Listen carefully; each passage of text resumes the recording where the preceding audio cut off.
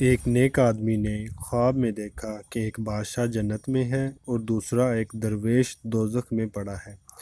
وہ سوچ میں پڑ گیا کہ لوگ تو یہ سمجھ رہے تھے کہ بادشاہ دوزخ میں ہوگا اور درویش جنت میں، لیکن یہاں تو معاملہ اس کے برعکس نکلا۔